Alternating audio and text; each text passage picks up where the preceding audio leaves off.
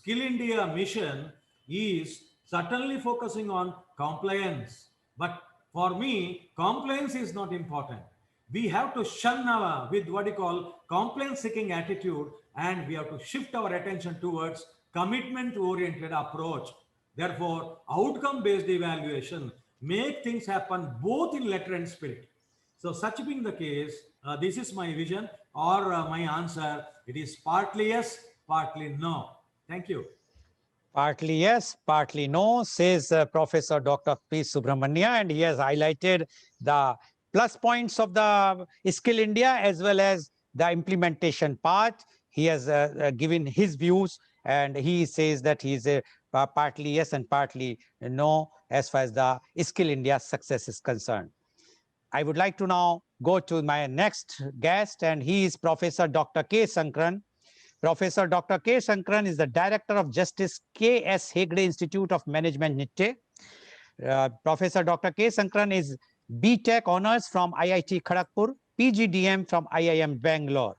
He has done PhD from Kent State University, USA.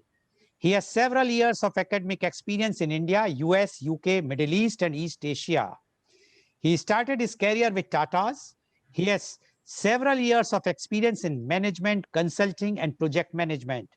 Dr. Sankaran has widely published his articles in highly rated international journals such as Strategic Management Journal and Journal of Marketing Management and many others. Currently, Dr. Sankaran is researching in the area of higher education governance and andragogy. Welcome, Dr. K. Sankaran on our show. Dr. Sankaran, you have heard what Professor Dr. P. Subramania has said. Although he has not given a clear picture, he has given the picture, I will not use the word, but it's diplomatically, he says partly yes, partly no. But we would like to know from you, is Skill India a success? Professor Dr. K. Sankaran. Well, it's always a pleasure to be on this uh, panel, on this platform. Thank you very much for having me over here, Mr. Goel. And I'm indeed fortunate and blessed to be having such wonderful panelists here. And it's always nice to be with such, highly learned colleagues. I think Skill India project, I have not done a really formal study of whether it's been successful, but from what I have read and what I have experienced in terms of a surrogate of experience, some of my colleagues who were involved, I think it's been a failure. Uh, I think the reason to me, I don't want to dwell too much on why I say that, because I think it's pretty much established and well known. Yes, Dr. Yedipadithaya did mention about some of the successful things, and we do have some cases of people who have been benefited by this. Now, so I don't want to get into whether it's been a success or failure, but if you could permit me, Chairman Sir, to say why it is a problem, I'd like to proffer my uh, reasons for this. Um, I think the problem is lack of integration to me. As an academic and as a person who has been in management consulting, and I was on my own for about 4 years, I think the problem is just like in almost every aspect of our life in our country, the problem is with integration. Now, when I say integration, what I mean by this, what I mean by that is any purposive action requires skills, knowledge, and wisdom. The moment we separate these three aspects, I mean, these are interrogative issues, no? Like when you talk about skills, how do we do something? When we talk about knowledge, it's about what would we have to know to do the action? And then we are talking about wisdom is why. So these three questions need to be addressed in everything. Let me quickly come to an example. If it's just, let's say, a mechanical engineer or a technician is painting, how do I paint this surface? How do I use the tools that I have in my hand? How do I assess the surface that is being uh, painted? Do I have the surface correctly? Have I done my mixing of the paint correctly? All these are how questions. Now, to develop on this, I need to know what. So what is like, what is the kind of solution that I use? What is the solvent that I need to use for this particular surface?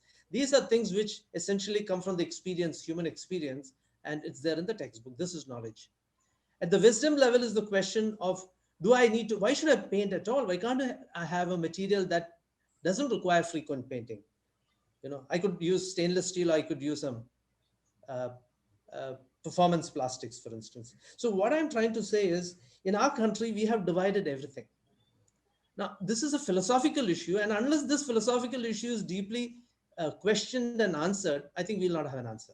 So, my request to Skill Development Corporation is not to hierarchize and say that skill is for people who cannot handle knowledge and wisdom, and leave it to genuinely enlightened educators and people in society to kind of have it as part of the ecosystem. So I remember as an engineer, I went to IIT Kharagpur, and the only thing I remember, perhaps, I mean, with great respect to all my teachers for having me taught thermodynamics and strength of material and so on, thing that I remember most is how I spend my time in the carpentry, in the workshop, how I spend my time at Smithy, sweating and in that heat, how I did certain things of which I was proud. I'm not a kinesthetic person.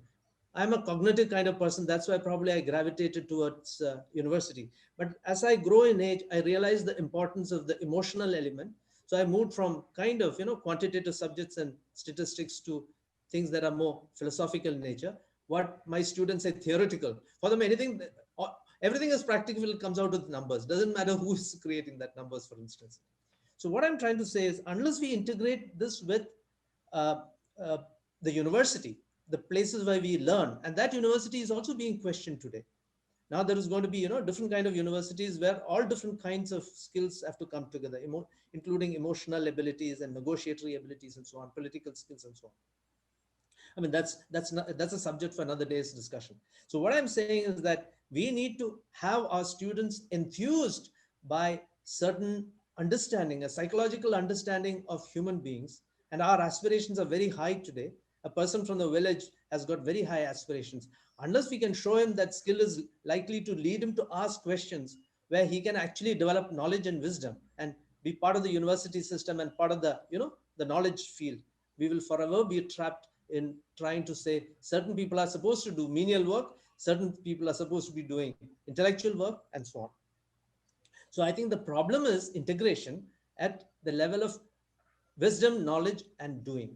So I would like to see Skill India deeply involved in a very, hands-on way with university, whereby an engineer, a mechanical engineer, indeed knows how to do welding, he indeed knows how to do smithy work, and he does, all the different things that a mechanical engineer is supposed to do.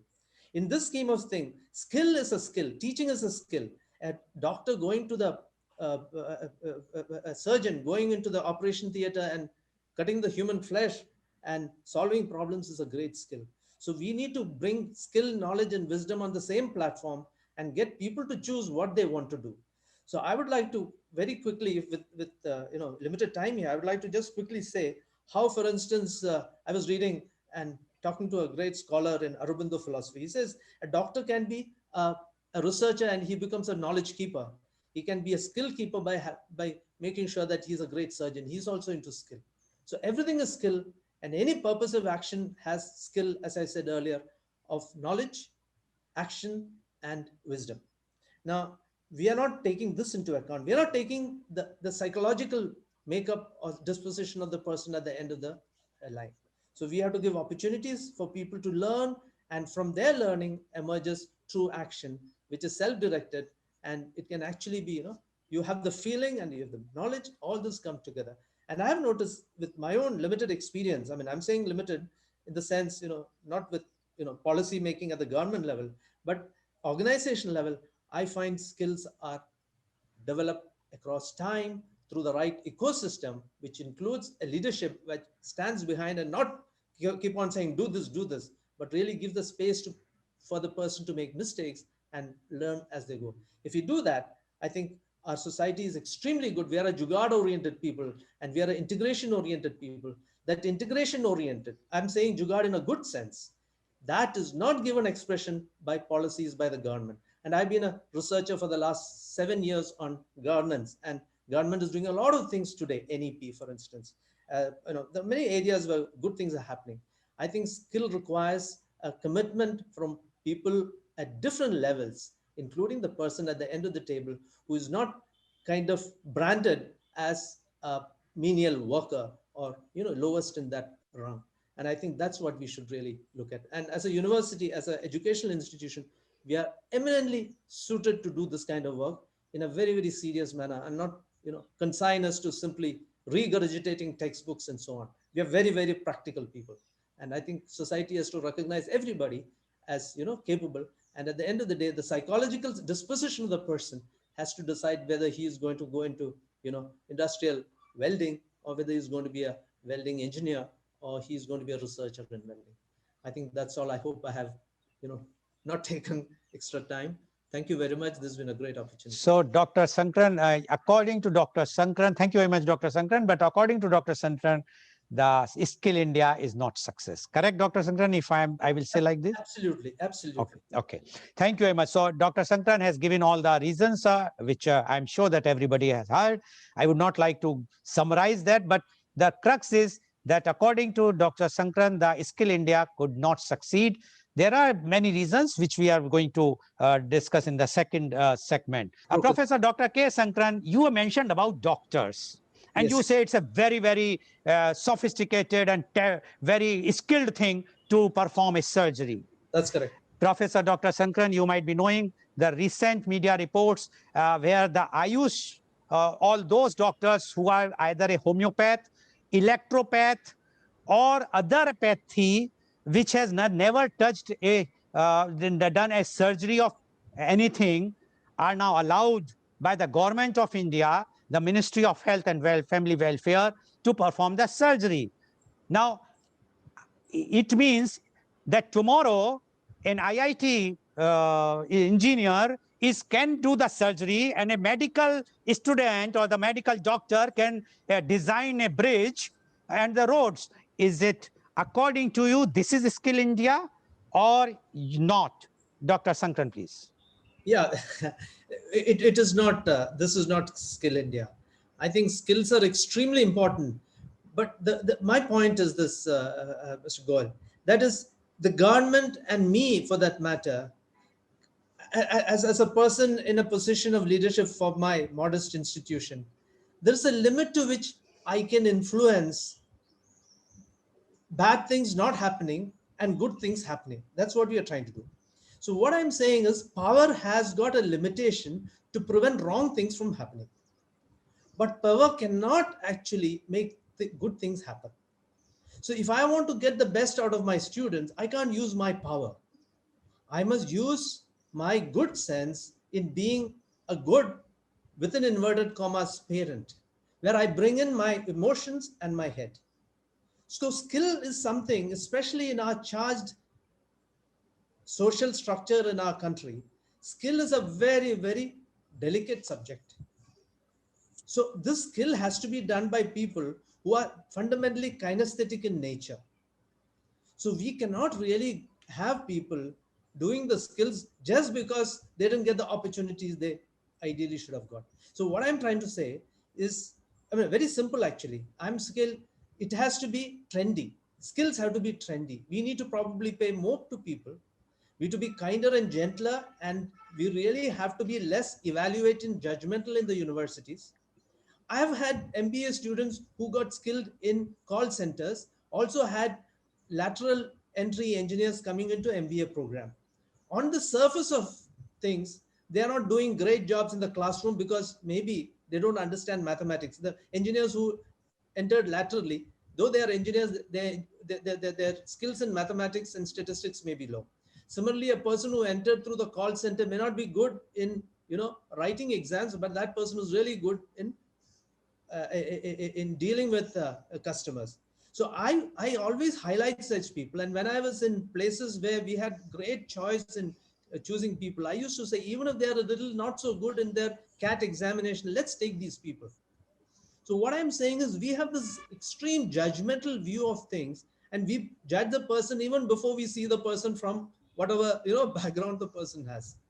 So I, for instance, I used to tell, please don't judge me from which institutions I went to. Not because I respect IITs or IIMs and all the great institutions. I have great respect for the individuals there.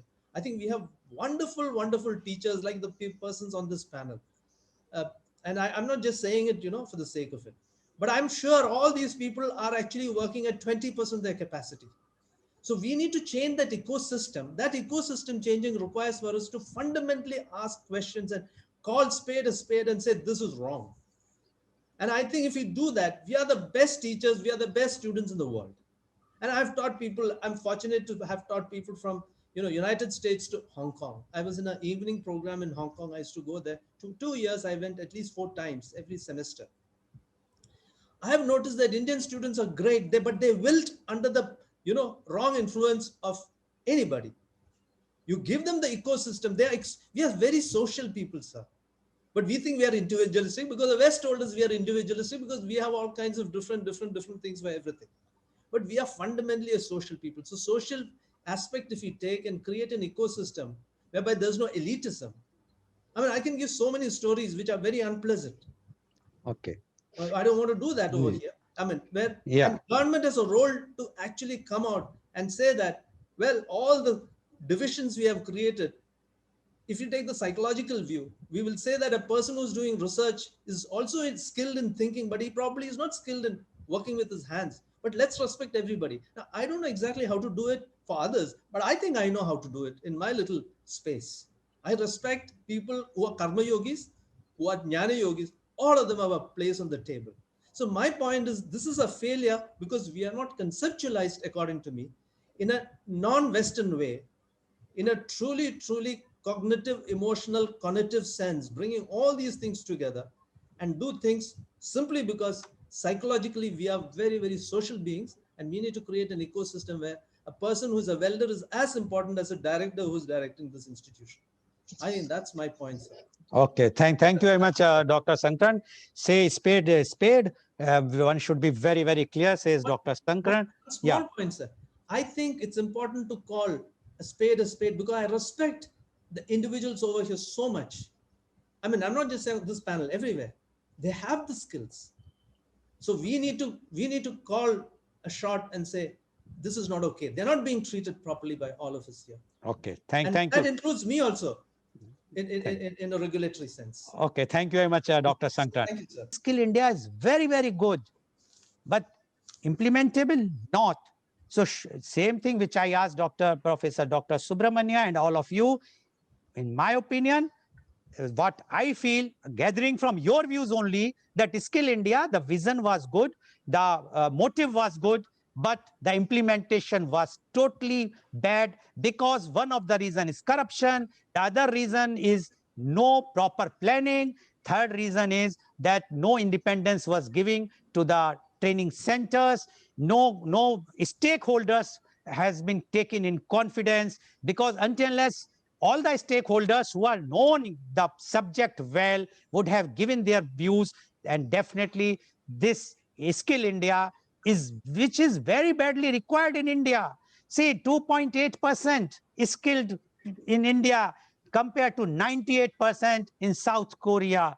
Where we stand, the implementation, the middle persons, they have made it a disaster for the country, and our 15,000 crores rupees has gone to the drains as per the views given by all the experts, as well as it is in the media, which one can very well see if you will just go on your social media or Google, and you will find all the details are there. Thank you very much for joining us. And today's program has been live telecasted by V4 News, Global TV, V4 Stream, Malnadu TV, News Gaon Se, Samvad Sarokar News, as well as it was shown live on Facebook and YouTube. Thank you very much, Professor Dr. P. Subramania. Thank you very much, Dr. K. Sankaran. Thank you very much, Father Celine Joseph. And thank you very much, Dr. Gautam Goel, for joining and giving your views. I'm sure today's program enlightened the viewers also. Thank you, all the viewers, for joining us. Thank you very much.